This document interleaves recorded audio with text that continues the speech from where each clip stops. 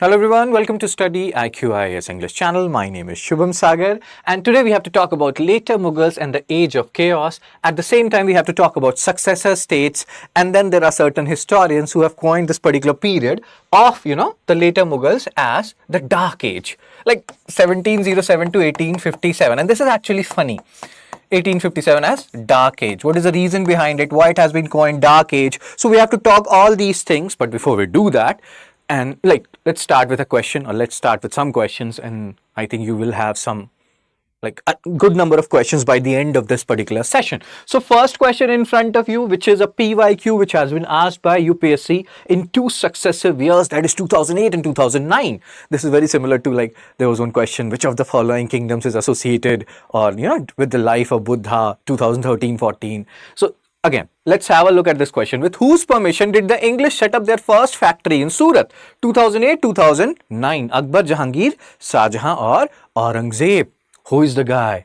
The answer is, we have talked about it. The answer is Jahangir, William Hawkins, Sir Thomas Roe, and this is the point which you have seen a lot and UPSC has. 10 years back, 12 years back, they have asked a lot of questions related to it. So, Sir William Hawkins, Sir Thomas Roe, William Hawkins, if we are not wrong, 1609, Sir Thomas Roe, 1615. In between 1612, Battle of Swally, things changed. Portuguese were no longer a dominant naval power. EIC has replaced it to a considerable extent. And we have talked about it also. Rising sun, everybody loves the rising sun. Question number 2, PYQ2 asked in 2006, and you can see which are the areas where UPSC used to focus a lot earlier, and they can always come back and start focusing on these things again. You never know with UPSC. UPSC is Unpredictable Public Service Commission. Oh, that is a stupid joke. But again, in the year 1613, where was the English East India Company given permission to set up a factory trading post? 2006.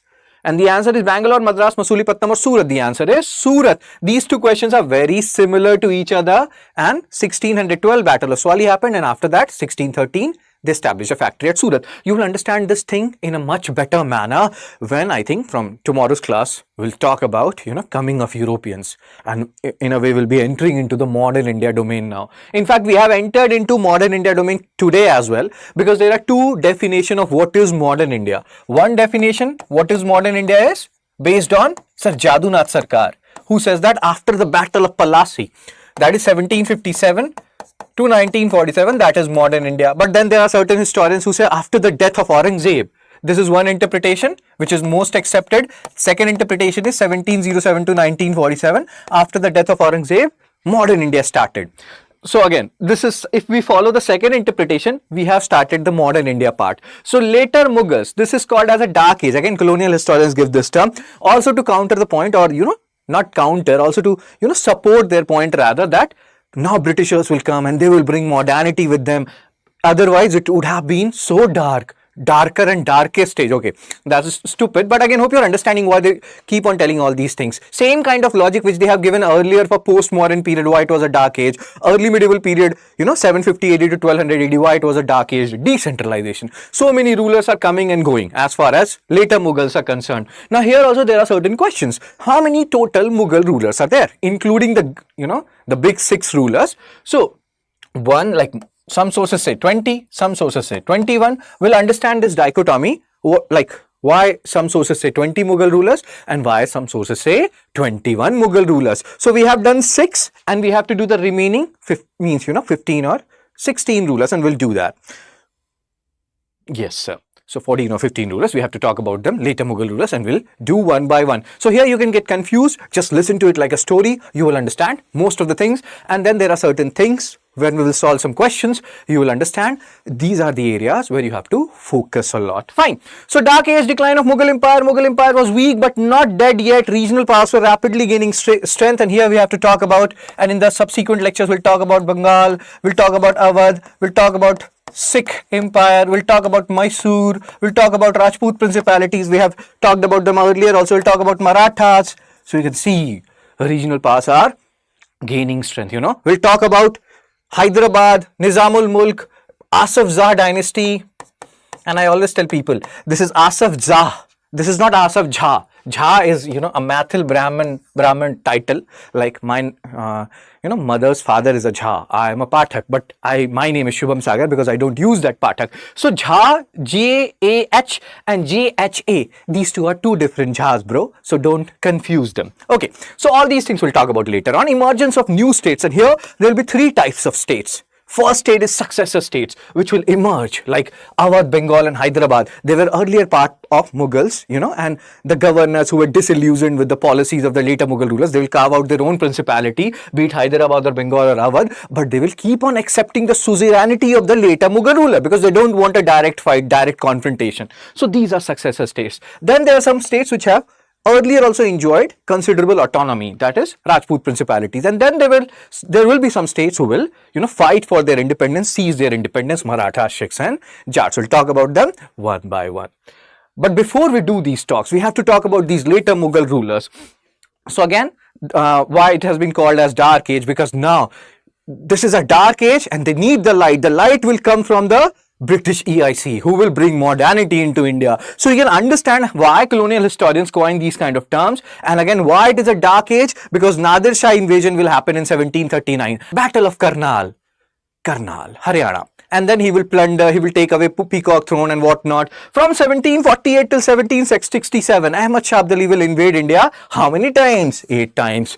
1761, Third Battle of Panipat. Generally, people remember Ahmad Shah Abdali with Third Battle of Panipat, but he is much more than that. He plundered a lot. He's also known as the modern founder of Afghanistan. So we'll talk about these guys, why they have started coming into India again. They are taking advantage of the weak Mughal rulers, but why India? Why not some other state, you know, or other country rather? So we'll talk about that as well.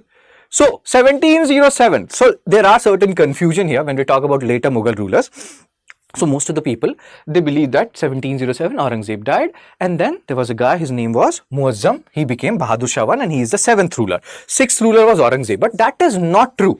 So Aurangzeb had 3 sons. He has so many sons, but these are 3 major sons, Muazzam, Azam and Kam Baksh, because these are the guys you will hear about them a lot. So Azam first became the king. He is the 7th king, Azam, because he did not decide who will be the king. Aurangzeb did not say that, okay, I love this particular son the most and he will be the king. Just like, you know, unlike, rather you can say that, Shah Jahan, who said in 1630s only that I want Dara Shikoh to become the king, and you know what happened to Dara Shikoh. So Aurangzeb was like, dude, you fight among yourself, because anyway, we Mughal rulers fight a lot to decide who will be the ruler. So you fight, you decide, I'm dead now. In 1707, he said that and he went upwards, above, you know. Okay, let's focus here. So please understand one thing. The one major confusion which most of the people have is Bahadur Shah I. And here also there is one very interesting fact which you have to understand. When we talk about Bahadur Shah, you remember 1857 revolt, Bahadur Shah Zafar. He is Bahadur Shah II. Remember it? They can even give you this.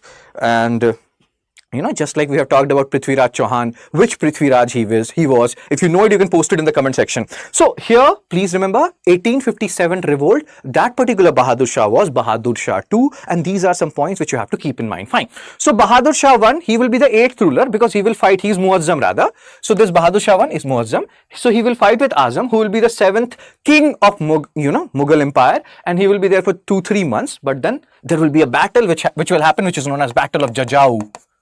One of the, you know, biggest battles which happened during the Mughal Empire. And in this battle because there were so many people who were siding with one party or the other, the party of Muazzam or the party of Azam. So Muazzam, Bahadur Shah I, and he will defeat Azam in this Battle of Jajau. He will defeat Azam, he will kill Azam, he will kill his sons, and then it would be decided that, okay, Bahadur Shah I is here to stay, and he is the 8th ruler, and he is also known as Shah-e-Bekhabar. We'll talk about it. So during his period, he was like, dude, I have to do Sabka Saath, Sabka Vikas. You know, I have to bring all people together. And he, you know, started doing some things favorable to Shia Muslim also, which were not liked by the majority Sunni population, you know. So Shia controversy. Many people even said that, and there is a confusion regarding it, whether he himself converted to Shia or whether he himself accepted this, you know, Shia calm or not. But again, that is a controversy. One source will say that he became Shia. Other source will say, no, he was a Sunni, but he wanted to, you know, bring everybody together and want to make everyone happy. But he was not Rajma Chawal, which can make everyone happy. He was just a king and he was not able to do that, and people became little bit disillusioned with him. And it is said that he is the last ruler who exercised some real authority. Because from here onwards, you will start seeing nobles, Zulfikar Khan, then Sayyid brothers will come. And then later on, a grandson of Nizamul Mulk will come. So all these guys, these nobles, they will start playing their roles. They will start, deciding, or they will start doing certain things which will decide who will be the leader or the next Mughal ruler. Fine. So he tried to reverse some of the narrow-minded policy and measures, because again, he wanted to be Rajma Chawal, he wanted to make everyone happy, but that did not happen. He is also called as Sahe-Bekhabar, because again, he was trying to do certain things, but he was also not aware of what is going on behind him, how nobles have started plotting things. Although he was, strong-minded, but he ruled for 5 years, and now you will see the plotting of nobles will come to the fore. The first major noble we will talk about is Zulfikar Khan, and we will understand what is happening here. So hope you understood the Shia controversy. Battle of Jajau, we have talked about this. Muazzam became, Bahadur Shah won, and he defeated Azam and he killed Azam and his son. Battle of Jajau. Jajau is in UP. Cool.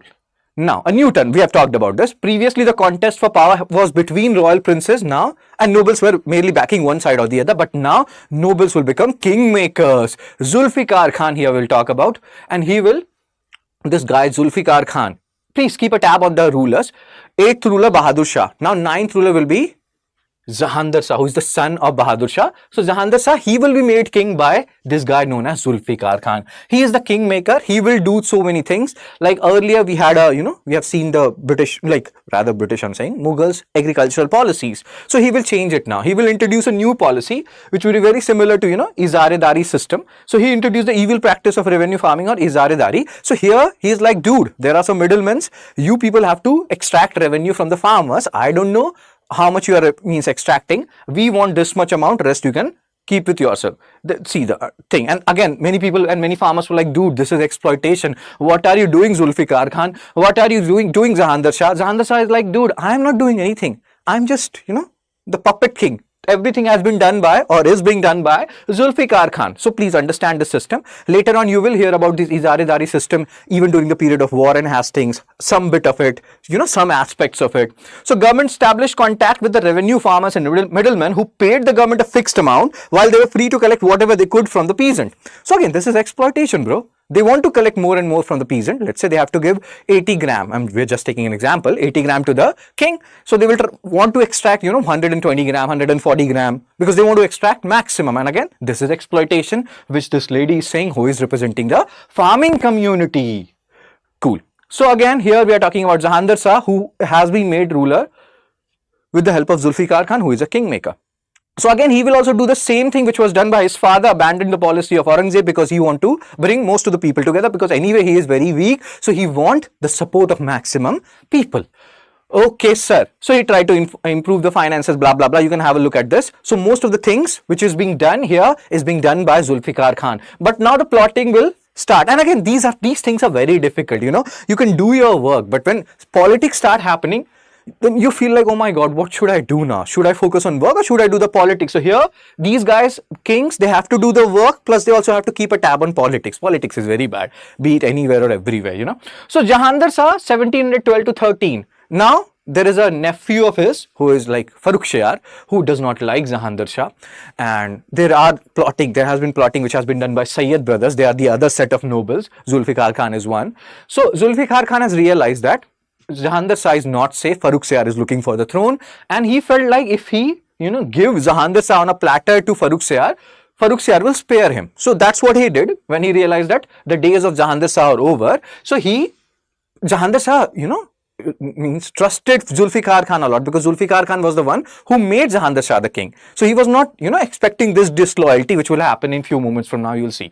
So Farrukh, he is the 10th ruler. He is very important ruler, because you talk about Royal Farman of 1717, which Farrukh gave to EIC, because of which EIC gave, duty free. They were able to do duty free trade in so many areas. Dastak system was introduced by him. What was the reason behind it? We have to talk about all these things as well. So inglorious reign of Jahandar Shah soon came to an end in 1713 when he was defeated by his nephew Farrukh. So again, plotting is going on, and Zulfikar Khan was soon executed by the orders of new emperor. So what happened? So this guy Farrukh was searching for Jahandar Shah. Jahandar Shah went to Zulfikar Khan's house and He was like, Zulfikar Khan will never say anything to Farrukh Siyar or he will protect me. But what Zulfikar Khan did, he brought Jahandar Sir to Farrukh Siyar in a hope that Farrukh Siyar will spare him. Farrukh Siyar spared neither, you know. And in hindsight, if you feel like, and if you feel or if you have an opinion on this, you'll feel like, okay, this was the right thing which was done by Farrukh Siyar, more or less, because Zulfikar Khan deserved it. He betrayed Jahandar Shah, in turn, he was betrayed by Farrukh Siyar. So all these things, how Farrukh Siyar is becoming the ruler, Sayyid brothers, these two guys, Abdullah Khan and Hussain Ali Khan, they are playing a role here and they will be making Farrukh Siyar the ruler. So again, the kingmakers in the previous case was Zulfikar Khan. Here, they are like Sayyid brothers. So again, what will happen? A tussle will start happening between Farrukh Siyar and Sayyid brothers because Farrukh Siyar wants to become all powerful, you know, and so these kingmakers, these Sayyid brothers, they will not allow that to happen. So because of this, a tussle is going on, and in this tussle, finally what will happen? Sayyid brothers will be able to or will kill Farrukh Siyar.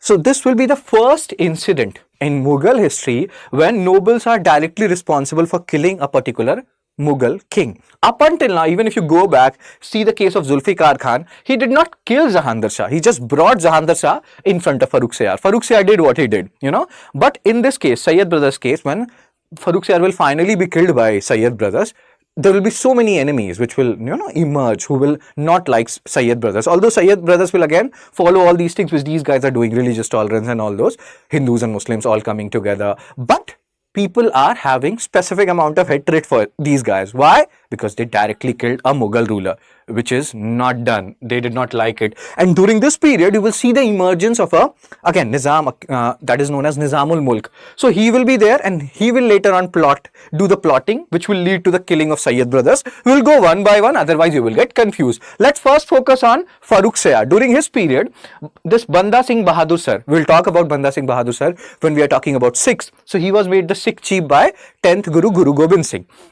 Many people say that he was not even a Sikh, but he rose, you know, up the ranks and he became one of the trusted disciple of Guru Gobind Singh Ji, and he became the Sikh chief. He was captured and killed. Why this happened? What is the reason behind it? This you will understand when we will read about Sikhs. We will read about the 10 Gurus. But please understand, he was appointed a Sikh chief by 10th Guru Gobind Singh. Fine. So this is again a thing. This is again a fact, or this is again an instance which will make Farrukh Siyar not so likable, or Sikh people will not like him that much because of what happened here. Hope you're understanding. To put it mildly, will not like him, will hate him. That is the correct word. However, the struggle for power is going on. Sayyid brothers' powers are increasing. Farrukh Siyar is not liking it. A tussle is going on between Farrukh Siyar and Sayyid brother. Farrukh Siyar is important. One of the most important later Mughal rulers. You cannot forget about him. Royal Farman of 1717. That was given to EIC. Why that was given to EIC? Because it is said that there was an EIC doctor. Farrukh Siyar faced some disease and he cured him. So because of that, Farrukh Siyar was like, dude, these guys are good. You know, they have a very pure heart. So I have to do something for them. So all these things, because of that, he felt like, okay, let's give them a farman. They have to give me 3,000 rupees annually. And in turn, they can bring goods or, import goods from here and, like import goods from their place to here and duty free. And it would be used for public trade only, but they started using these dastaks of free trade pass for private purpose, because of which in Bengal you have noble family, they will start having issues with the EIC. That will later on lead to Battle of Palasi. We'll talk about it later on. So again, here Farrukh Siyar, one more thing which is very important related to Farrukh Siyar is he was married to a Marwar princess. Her name was Indra Kanwar. Marwar princess. Maybe many people believe that it was a forced marriage and she was the last Rajput princess who was married to a Mughal king, So Indra Kanwar, Marwar princess, and she converted to Islam and she was married to Farrukh Siyar, and later on it is said that the Marwar king, Ajit Singh, I think, he did not like this thing and he played a crucial role in the killing of Farrukh Siyar. So many people don't like Farrukh Siyar, who in a way helped, Sayyid brothers and others to kill Farrukh Siyar, and finally Farrukh Siyar was deposed and killed in 1719. Do remember Indra Kanwar, last Rajput princess who got married to a Mughal ruler. Then this Farman thing is very important. The Farman or decree helped British East India Company to import goods into Bengal without paying custom duty to the government, and the provision of this Farman proved to be a bone of contention between Nawabs of Bengal and EIC, which will further lead to Battle of Palasi, which we'll talk about later on. Indra Kanwar. EIC permitted to carry on trade in Bengal, Bombay and Madras free of custom duty. They can import their goods from Britain and they don't have to pay any import duty. Just they have to pay 3,000 rupees annually. And why this happened? Because he was very much attached to an EIC doctor who cured him of some disease. We are talking about Farrukh Siyar. And he was like, dude, EIC, this is your house only. Don't think of India as your own home, as this guy is saying. Is ghar ko bhi apna hi samjho. This is your own home now. Just pay me 3,000 annually and do your duty-free trade. Nawabs of Bengal were like, sir, Farrukh Siyar, what are you doing? So now you are seeing Farrukh Siyar, he's making more and more enemies. Sayyid brother not liking him. Marwar king not liking him. Nawabs of Bengal not liking him. So all these people will be coming together. Farrukh Siyar will be gone. So, but again, major brunt of that thing will be borne by Sayyid brothers because they will be the one who will be doing the killing and because of which they will be killed further. We'll talk about that later on. EIC granted to issue passes or dastak for the movement of such goods. Company servants permitted to carry out private trade but not covered under this Farman. But they started using these free dastaks for their own private trade also. And later on they will be called as, some of these people will be called as Nabobs, written in NCRT.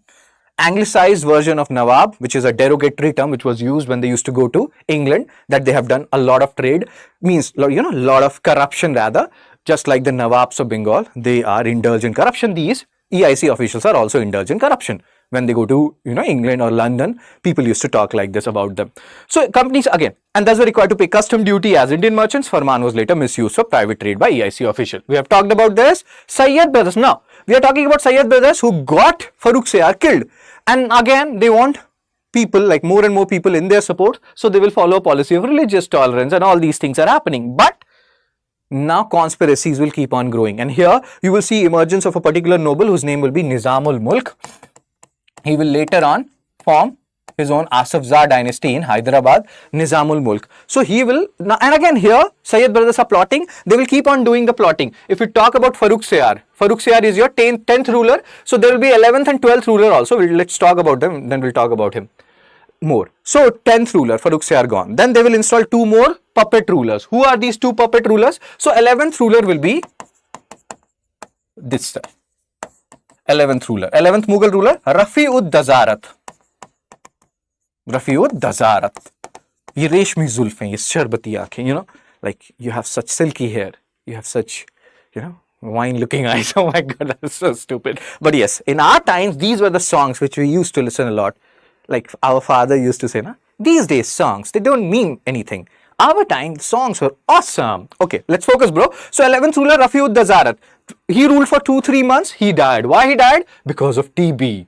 Then there was 12th ruler. His name was Shah Jahan. Just give me a second. So he is the 12th ruler, Shah Jahan II. And again, he also died. Why he died? Because of TB. Then people will be like, dude, how come you people are having so much TB? Take something.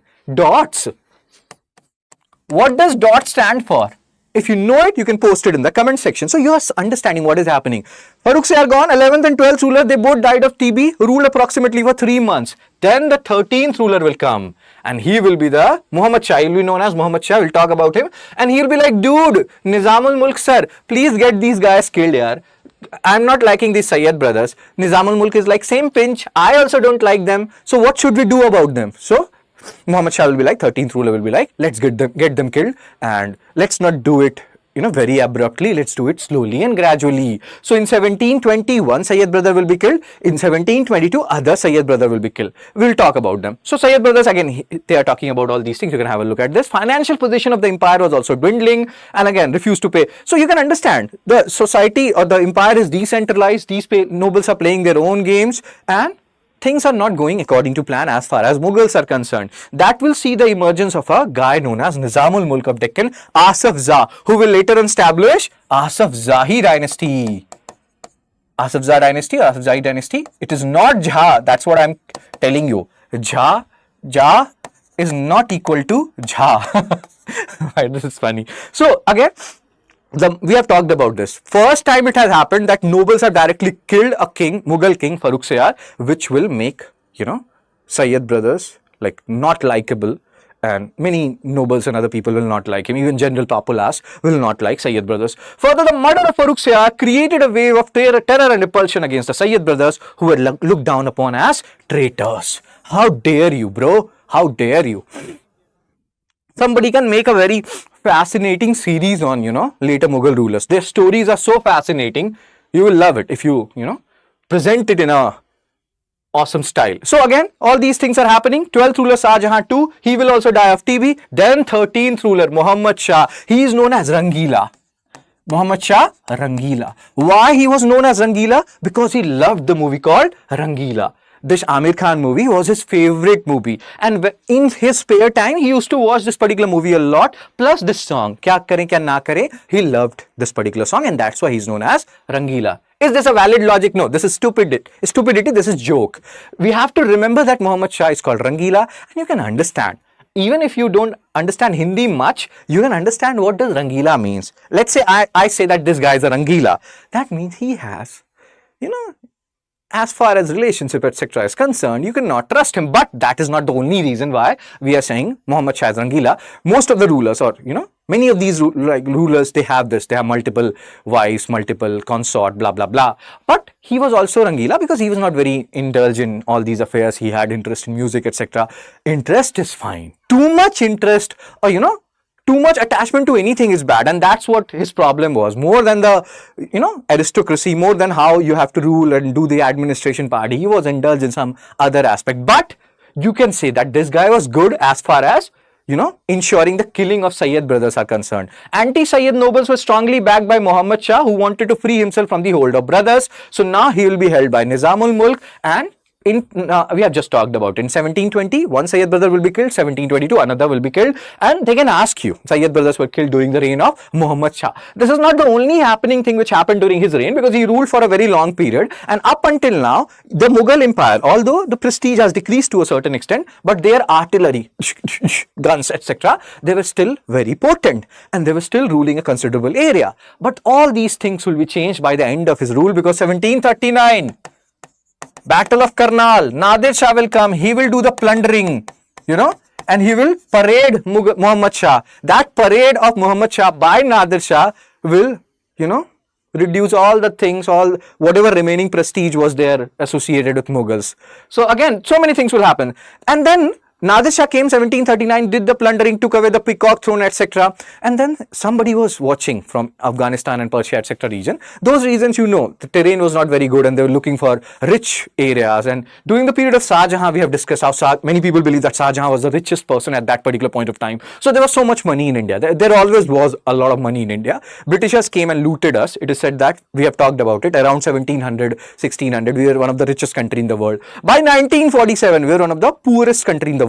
So one group of people whom we should condemn a lot day in, day out are the Britishers. And that's why Shashi Tharoor, what he says here, there and everywhere, that is actually very correct. Fine, sir. Let's come back. So 1739, Battle of Karnal, and Nadir Shah did the plundering. So Ahmad Shah Abdali, who was there in Afghanistan, who is said to be the founding father of Afghanistan, he was like, dude, I will do the same. Nadir Shah went once, I will go 8 times. So between 1748 to 1767, he will go, or he will attack India 8 times. And that is actually a very good number, 8 times. Many people, you may feel like 1761, third battle of Panipat. After that, he will stop. He did not stop. He won that particular battle, third battle of Panipat. He will come even after that. And so many later Mughal rulers will bear the brunt of Ahmad Shah Abdali. So he will attack in 1748, first time, during which Muhammad Shah is ruling for 1748. That battle will be known as Battle of Manupur. Here we are talking about Ahmad Shah Abdali, who is also known as Ahmad Shah Durrani. So in this particular battle, 1748, Muhammad Shah is represented by his son, who is also known as Ahmad Shah. So what is happening? Ahmad Shah is fighting Ahmad Shah. That is Kartik calling Kartik. No. So Ahmad Shah is fighting Ahmad Shah Durrani, and in this battle Ahmad Shah will win. Which particular Ahmad Shah? His son Ahmad Shah, he will win. So you will see, then that is awesome. But yes, that is awesome, but again there is so much sadness involved here as well. What is the sadness part? We'll talk about it. So this is Battle of Manupur, which happened in 1748, in which Ahmad Shah, who is the son of Muhammad Shah, Mughal ruler, he will defeat Ahmad Shah Durrani, the Afghani guy, and in Manipur, Sirhind, Punjab. But what will happen in this particular battle? Although Mughals will win this particular battle, they will lose the subsequent later battles. Here there was a very, a noble of like Muhammad Shah, whom he loved a lot. I don't know which kind of love we are talking about here. There are so many speculations related to that, so we'll not go there. This particular Mughal noble, Kamaruddin Khan, he was killed, and it is said that because of this tragic incident, Muhammad Shah got mad. Mad means he got like, oh my God, I loved only one guy. Not even my wife I loved that much I loved that guy, and he died. So it is said that because of that shock, he died. So we'll talk about this. This is actually very tragic. So we are talking about Muhammad Shah, 1748, and you can see what is happening here. We have discussed this. 1790, again, Maratha Sardars. What we are trying to understand by these particular passages is that still the power is fine before 1739, but things will be changing now. So he was not a man of the moment and weak-minded and frivolous and again interested in so many vices. He was also Rangila re. Kya kare, kya na kare? Again, let's focus. So attempts to reform the administration proved futile and disgusted with the inability and fickle-mindedness of the emperor. The Nizam, which Nizam we are talking about? Asaf Zah. He will go. You can see, they can even ask you, this Asaf Zahi dynasty in Hyderabad, it was formed during the tenure of which particular Mughal ruler? The answer is Muhammad Shah. This happened in 1724. And this Nizam was like, dude, sir, I killed, Sayyid brothers for you, and still you are involved in this, that. Watching Amir Khan's Rangila. You can watch it later, sir. What are you doing, sir? This is so stupid. So he was like, sir is not listening to me. Let me go to Hyderabad, create my own principality, and thus you are seeing a successor state, Hyderabad, Asaf Zahi dynasty will be created. He gave his office in 1724. Here we are talking about Nizamul Mulk, and he will proceed to south and will settle in south because here Muhammad Shah has become Rangila. Invasion of Nadir Shah, Battle of Karnal. Tere naal Karnal. This is like cute word, Karnal, Haryana. Please remember, they can ask you these Battle of Karnal, Manupur and Chanderi and this and that. So you have to remember these. So we have discussed what has happened. The prestige, which was still somewhat intact, little bit of prestige, that will be gone now. So the already declining Mughal empire received another fatal blow. Again, you can read it, Persian monarch Nadir Shah. Why he came? Because everybody knew India is rich, India is awesome. Just like today, we have IPL. So every cricketer from every country or whatever country plays, not every country plays, 10, 12 countries play. So they're like, no, India is so good. I love Shoaib Akhtar will say so many good things about us, our Indian cricketers, because they know money is coming from India. So you can compare like that, IPL, current IPL and the past India of this. They were very rich, So again, Nadir Shah is coming here. He will do the plundering. He knows Mughals have declined and there is a guy called Rangila who is ruling and he is actually very Rangila. So the bankrupt Persian Empire found an easy prey in the weak Mughal rule. Okay, you can read it, I'm not reading. Two armies met at Karnal. What we have to understand, where is Karnal? Haryana. In 1739, the Mughals suffered a crushing defeat. Muhammad Shah was paraded, we have discussed this. But again, he took this also. But what he could not take? The death of his noble in 1748, 9 years after. Emperor Muhammad Shah was taken prisoner and Nadir Shah marched on to Delhi. Again, whatever prestige was left of Mughals, that will be declining now. That will be reaching its Nadir now. See the wordplay here? Nadir, lowest point, if that is the meaning of that word. So again, let's move on, bro. So he is like, dude, I cannot tolerate, I have suffered humiliation by Nadir Shah, and now 9 years after, in 1748, this Ahmad Shah Abdali or Durrani, who will later be the founder of Afghanistan, he killed my noble, although my son defeated him. I cannot tolerate this thing. I am dying now. I am going from this place, so-called earth. So he took this stance and put some lipstick on his lips and he died. Why do heroes put lipstick? Or maybe his lips is like that. This is so stupid. Let's focus, bro. Focus here. He plundered the loyal treasury at his own pleasure and carried back you can read it. He carried with him the famous Kohinoor diamond and jewel-studded peacock throne of Shah Jahan. So sad. And later on, Britishers were like, dude, give it to us. We are the ultimate thieves. The invasion infected the imperial finances and Ahmad Shah Abdali, he was like, oh, Nadir Shah is a guru for us. He is a teacher, bro. He taught us that we can now go to India. India is not as strong or not as powerful as it was during the reign of the 6 early Mughal rulers. So he will come again and again. That I'm liking it. I'm a, successor of Mahmud Ghazni. He came so many times between 1000 and 1026. So I will do the same. So Ahmad Shah, the successor of Nadir Shah, invaded the kingdom for the first time during Muhammad Shah's reign in 1748, Battle of Manupur. He was defeated, but he was like, dude, if I have to succeed, failure is must, so I will keep on trying. And he tried and he plundered a lot and he will weaken Mughal Empire further. So what is this particular meme about? Me, I will do at 8. Time is 8:05. So I'm like, okay, I will wait for another whole number. I will do it at 9. This meme is for you to remember that Ahmad Shah Abdali invaded India 8 times between 1748 and 1767. Very good. Now let's focus, bro. Again, as a UPSC or as an UPSC aspirant, what do you look at? Or even if you're not a UPSC aspirant, you're looking at just for fun or watching it just for fun. So we always try to look at both the positive and negative aspect. You know, it is said that even in the worst scenario, the optimistic people, they always look at the positive things.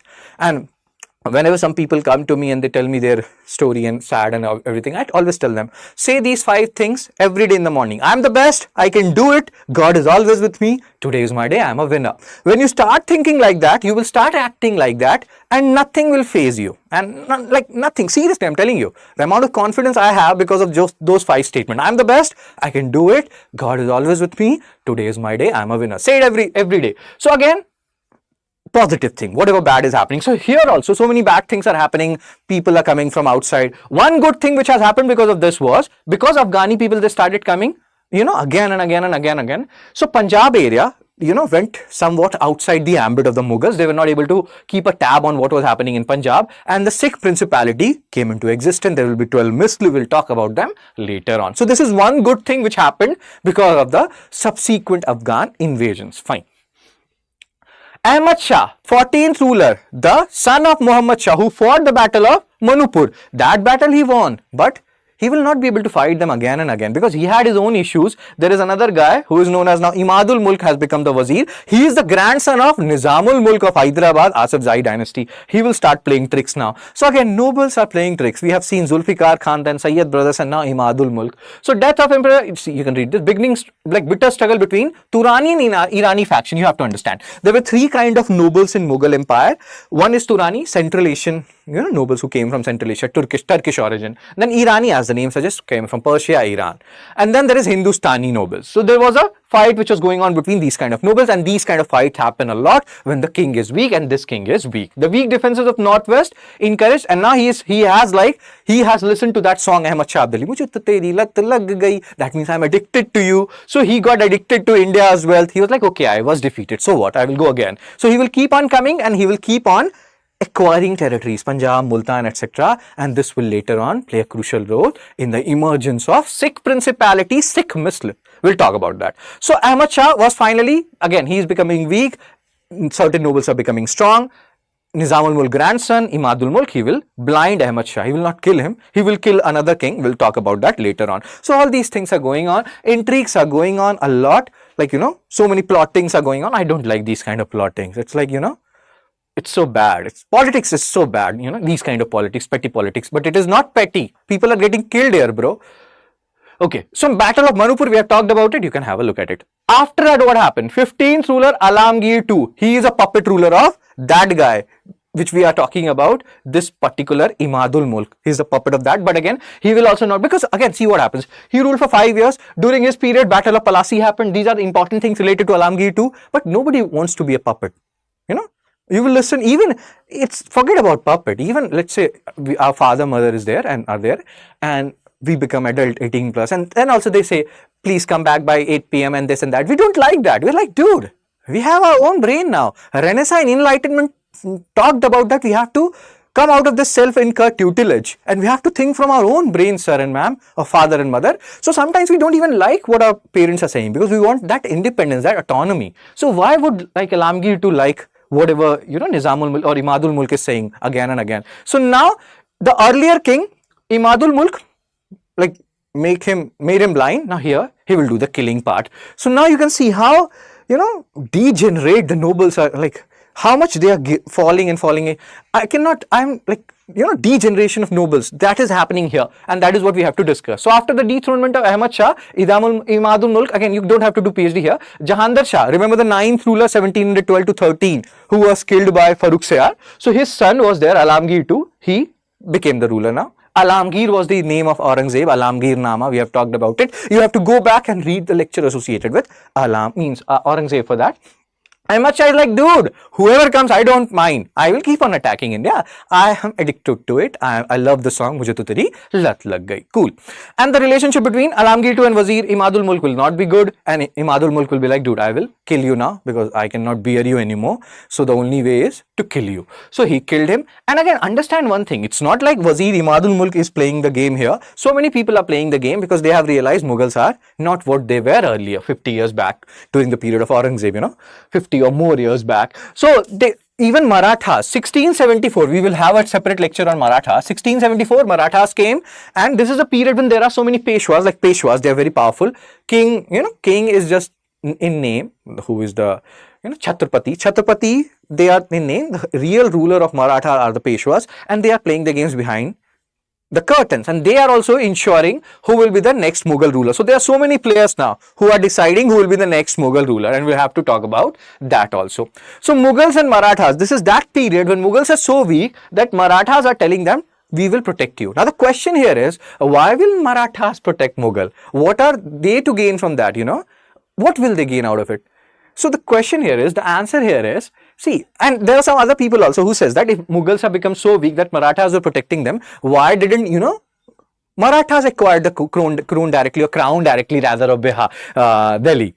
See what I'm saying? So why they did not capture Delhi directly? Why were they helping Mughals? See, what is good in this scenario? Let's say Marathas are helping Mughal rulers, or they are deciding, they are the kingmakers along with the nobles, or in a way these nobles are facilitated by or aided by the Marathas. Why Marathas are not directly acquiring the crown? The reason is, if they directly acquire the crown, they will get all the enemies of Mughals. Why would you want that? If you are the actual kingmaker, who are playing the game behind, who are helping the nobles, or egging them on, which ruler will be the, or which guy will be the ruler, because you are getting all the benefits. You are playing the games according to your, comfort, and what is also happening is you are not making those enemies which Mughals have. So there were so many benefits why Marathas were not acquiring the direct power. In fact, they wanted to acquire the direct power. That's why third battle of Panipat happened. But so many things, so many reverses they faced, and then the decline of Marathas started to a certain extent. We'll talk about that later on when we are talking about Marathas. So this is a period when we are talking about the 1750s. So not only Imadul Mulk, not only Hyderabad dynasty, even Marathas are very active here. And now, earlier, whatever Imadul Mulk was doing, there are many scholars who say that there were certain Marathas who were supporting him. But now Imadul Mulk will not only kill Alamgir II, he will also kill the trust of the Marathas. Marathas are like, this guy Imadul Mulk, he's not listening to us. So now plotting will start against Imadul Mulk also. Ideally, whatever he has done, he has blinded one king, he has killed another king. He should have been killed, but he was not killed. He lived for around, good years, like around 1800 he died, but he went out of this kingdom. He was like, dude, I'll be killed now. This guy, Imadul Mulk, we're talking about this guy. So Imadul Mulk, what he will do is, he will install Shah Jahan III. You will witness one more Shah Jahan. You'll be like, oh my God, so many Shah Jahans. So 1759 to 60. But then he will be removed. This Shah Jahan III will be removed, and in 1760 we will have a king who will rule for a big period, Shah Alam II. He is the son of Alamgir II, who was ruling from 1754 to 1759. I know you may have feel like, sir, oh my God, sir, our head is spinning. I can understand. This guy's head was also spinning when Pakistani player used to, leave so many catches, but again, you will understand all these things once you read it multiple times. Just listen to it like a story, and when we will solve some questions at the end, you will remember whatever you need to remember. So Shah Jahan III, he was instated by Imadul Mulk. Now Imadul Mulk is out of the favor from so many people. So this Shah Jahan III will be removed, and son of Alamgir II, Shah Alam II, he will come, and he will rule from, like you can see here, he is also believed to be the 17th ruler and 19th ruler, because 1760 to 88 he will rule. Then he will be removed by Afghani people who will, do certain things with Shah Alam II. Will see not so good things, and then Afghani people will impose, or will make another guy a king, and then that guy will be gone, and from Shah, like 1788 to 1806, this Shah Alam II will again become the king. So he's also the 17th and 19th king. So if you consider him to be the 17th and 19th king, then you have 21 Mughal rulers. But let's say you consider him as one ruler only, 17th and 17th, then you have 20 Mughal rulers. So hope you're understanding. He's also the 17th and 19th. So Ali Gauhar, son of Alamgir II, that is Shah Alam II, he became the emperor. But he is very terrified of so many people. He is very terrified of one particular group, which are known as Afghanis. Afghanis, we have talked about Afghanis earlier. You know, even when we're talking about Sayyid and Lodhis, Sayyid called some Afghanis to keep a tab on the Jaunpur Sarkis dynasty. Sarki jo sar se wo dheere dheere. We have talked about that. So Sarki dynasty, they wanted to keep a tab on them, Jaunpur.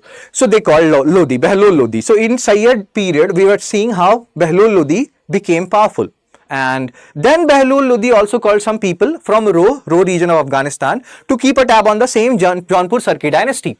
And these guys, they settled in the region around Afghanistan called as Rohilkhand. So please remember these words are very important. So Afghanis have settled in the UP area, they have become very powerful, and the Mughals are also like this guy, Shah Alam II, he was like, no. And nearby, you know, the Delhi area also, they have become very potent or very powerful. So he was like, I will not go to Delhi, I will leave somewhere else. So he was declared, he did not proceed to Delhi for 12 years. Then in this particular period, if you keep a tab on the dates, 1764, and we will discuss about these a lot. You know, multiple times we'll have a discussion on this. 1764 Battle of Buxar happened, where a treaty of Allahabad was signed. Shah Alam II was the ruler, and then he was given a certain area in Allahabad where he will stay. So he stayed in Allahabad, and then he was taken to Delhi in around 1772. But something will happen. Around 1788, he will be blinded by, you know, Ghulam Qadir occupied Delhi and he blinded Shah Alam II and deposed him. Roh region, Afghani people, we have talked about the whole history from Sayyid, Lodhis, whom they wanted to keep a tab on, and then Afghani people from Roh. Again, you can go back to Delhi Sultanate lecture part 2 and you can read more about it, you know. So this Ghulam Qadir, he occupied Delhi, blinded, and the fear which Shah Alam earlier had of Afghanis, it came true, you know. So Ghulam Qadir, he deposed Shah Alam II, he will impose a puppet ruler, and this will be Shah Jahan IV. So now, so Ghulam Qadir, Roh. Again, this is not a matter to be happy about. Somebody is getting blinded and you people are laughing. This is so not done. But let's try to understand. How will you remember this name Ghulam Qadir? So in our time, there was a singer. His name was Ghulam Ali. Chupke, chupke raat din aasu bahana yaad hai. So this is like, you know, silently, day or night, you know, I was crying. And I remember that those days. So that is what Ghulam Ali is saying in his Shairi or Ghazal and everything.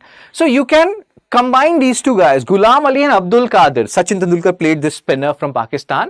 So Ghulam Ali plus Abdul Qadir, that will give you Ghulam Qadir. He was a Roh. We have talked about the history of Roh. He blinded Shah Alam II. But he did not kill him, and that was his very big mistake that was done by him. We are talking about a time period where, you know, Marathas were, you know, looking after Mughals, because they're like, dude, we can do the shooting from behind, like from their shoulders. So why to become the central figure? So here, this guy, Shah Alam II, he will go to Mahadaji Scindia, the Marathas, and he was like, dude, you kill this guy, Ghulam Qadir, and only then I will again become the king. And not only king, Ghulam Qadir, but also teach a proper lesson to this Shah Jahan IV. How dare he became the ruler? And like if Ghulam Qadir is telling him to, you know, take a plunge in the Gangetic River or Bay of Bengal, will he do that? So why, how dare he become the king? So teach a lesson to both Shah Jahan IV as well as Ghulam Qadir. Mahadaji Scindia was like, dude, don't worry too much, Shah Alam II. People have trusted him because see, if you are ruler for such a long period of time, trust will develop. Plus, everybody knows he is a nominal Mughal ruler and people can play him according to situation. So Mahadaji Scindia was like, dude, you don't like Ghulam Qadir? Cool. So he killed Ghulam Qadir, Mahadaji Scindia executed him, and he was like, I did that. Now please become the Mughal ruler, please, because we need you to make, like, you know, change things according to our own scenarios. Even though 1761 Battle of Panipat has happened, Maratha power is not at its formal glory, which it was earlier, but still they are a formidable, you know, somewhat formidable power that will be gone once the second Anglo-Maratha war happens, and by the third Anglo-Maratha power, you know, they will be just a nominal power. We'll talk about that. So second Anglo-Maratha war has not happened, which will happen around 1803, you know, 1802, 1803. So still Marathas are formidable power. They will blind Ghulam Qadir, and now Shah Alam II will again, earlier he was the 17th ruler, now he will become the 19th ruler. And he will teach a proper lesson to the 18th ruler, Shah Jahan IV as well. So this is what is happening with Mughals. Persian invaders, Nadir Shah, Ahmad Shah Abdali, these guys are coming and they are switched or, you know, sandwiched between Persian invaders and East India Company and other people. Mughals, so sorry figure they are, like, you know, they are looking like a sorry figure when we are talking about these later Mughal rulers. Total 21 rulers if you include, or if you make Shah Alam as 17th and 19th, or take it as 17th and 19th, and if you're taking him as only 17th ruler, then you have 20 rulers. Please remember it. In 1803, Second Anglo-Maratha War, we'll talk about these 3 Maratha wars, 3 Anglo-Maratha wars, 4 Anglo-Mysore war later on also. But now even Marathas' glory has reduced. Shah Alam II, he will become the pensioner, and then after him, there will be 20th ruler Akbar II, and Akbar II will be sending Raja Ram Mohan Roy to Britain that please increase our pension. We are not able to live on this pension. This is so low. I will die. I am not able to even buy Kit Kat in this particular amount of money. I want my Kit Kat. So Raja Ram Mohan Roy, he went to Britain and he was like, Britishers, please increase the pension. Britishers were like, dude, what are you saying? We will not do that. Now we will even not accept you as the king, the Mughals as the king. So they stopped even minting coins with Mughals name on it. And then Akbar II was like, he was very sad, and then he used this panchayat meme that this is a great embarrassment for me. This is so sad. Okay, we'll talk about it. So Shah Alam II was also defeated in Battle of Buxar 1764. We have talked about this, and you have to understand these scenarios. Then Akbar II will come, rule for 31-32 years, but so much embarrassment one after the other he will face. He sent Raja Ram Mohan Roy. This is a question which has been asked in a lot of exams, so you have to keep it in mind that please increase the pension which was given to Shah Alam II, because inflation also happens year on year, and they are just giving us the same pension. This is so demoralizing. Raja Ram Mohan Roy was like, sir, if they say no, that will be even more demoralizing, and he was not wrong. Raja Ram Mohan Roy, sir, first modern man of India. Many people say Raja Ram Mohan Roy. We'll talk about him, Samvad, Comedy, Brahmo Sabha, and we have to talk a lot about Raja Ram Mohan Roy later on when we talk about socio-religious reform movements. Cool, sir. Let's focus here. So, in 1835, EIC was like, forget pension.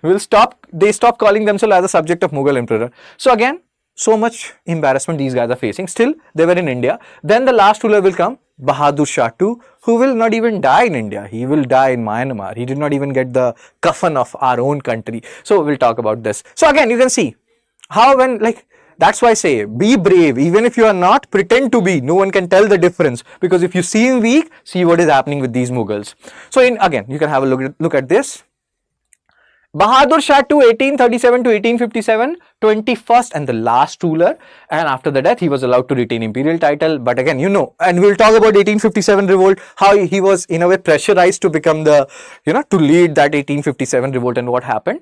And then he died in Rangoon, 1862. And then there is a quote related to it.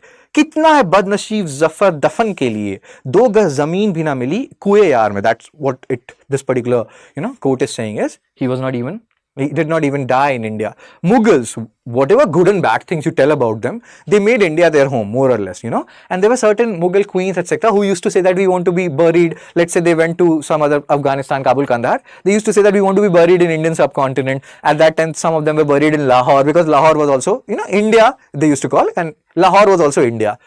Inshallah. Oh my God. So, what I'm trying to say is, now, the last Mughal ruler, he will not even get that Indian land, and he will be buried somewhere else. So again, this is the point which you have to keep in mind. And then all these things will lead to rise of autonomous state, as we are talking about, Awadh, Hyderabad, Bengal.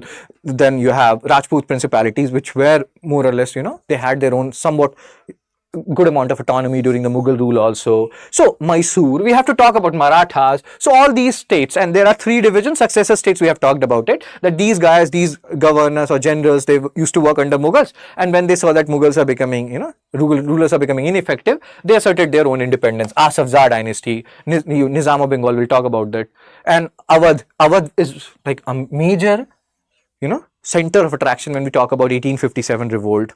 It was a nursery of Bengal army. We have to talk about that. Wajid Ali Shah, we have to talk about those rulers as well. New states, Marathas, Jats, Sikhs and Afghans, they will take advantage of the weakened nature of Mughals, and they will assert their independence. And then there are some states, which has been nominal part only, and then they will become fully independent. Mysore, Kerala and Rajputs. We have to talk about some of them, and we'll talk about them in the subsequent lectures as well.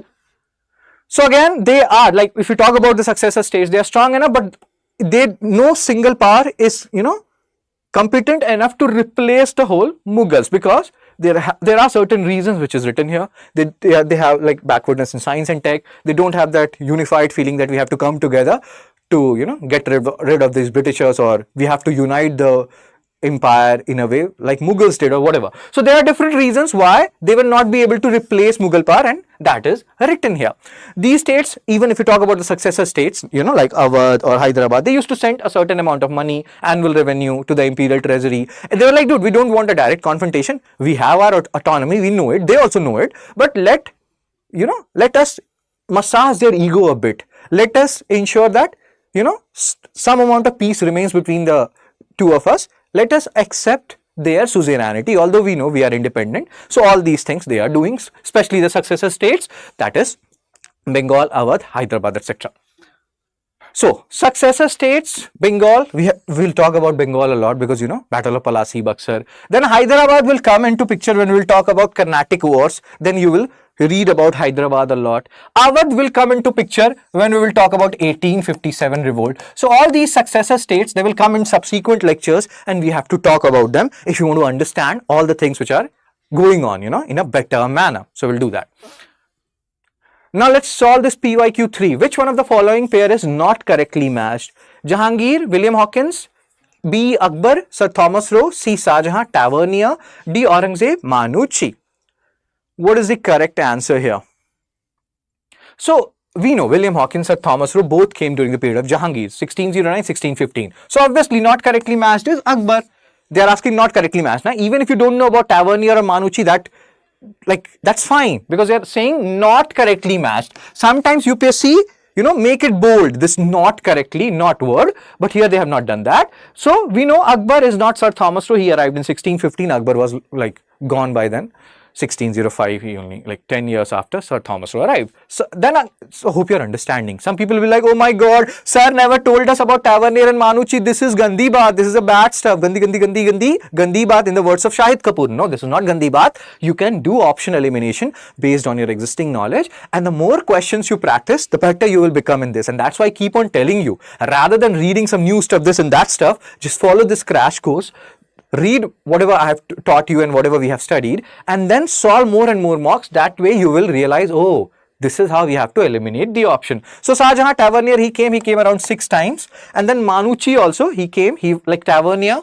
Manucci was an Italian trader, traveler. He came during the period of Aurangzeb. So all these facts are correct. A, C, D. B is wrong. Akbar, Sir Thomas Roe, no. Sir Thomas Roe, Jahangir. And you can see how many questions related to Jahangir, William Hawkins and Sir Thomas Roe UPSC has asked earlier. So this part you have to understand. This is Sir Thomas Roe, and he has a good mustache, and that is what Amitabh Bachchan sir is saying, that oh my god, your mustache is awesome. All the girls will love you. Nathulal sir or Sir Thomas Roe sir. And this is Manucci. He wrote about the Mughal. Mughal is Mughals. And yeah. Let's talk about this question. PYQ 4. Consider the following statement about Sikh Gurus. First, Banda Bahadur was appointed as a military leader of the Sikhs by Guru Tegh Bahadur. Second statement, Guru Arjan Dev became the Sikh Guru after Guru Ramdas. Third, Guru Arjan Dev gave to Sikhs their own script Guru Mukhi. Which of the statement given above is our correct? 2004, A, 1 only, B, 2 and 3, C, 1 and 3, D, 1 and 2. Again, you will be like, sir, you have not taught us Sikhs. I will taught you about the Sikh Empire, Sikh Kingdom, you know, later on, and the Gurus. But again, based on the existing knowledge you have, you can still solve this question. We have talked about Banda Bahadur, that he was appointed a military leader by 10th Sikh Guru, Guru Gobind Singh, not Guru Tegh Bahadur. Just eliminate one and you are getting the answer B, 2 and 3. Even if you don't know anything about 2 and 3, which I know, second and third statement, because we have not yet discussed it. We have to still discuss 6. We will discuss about them later on.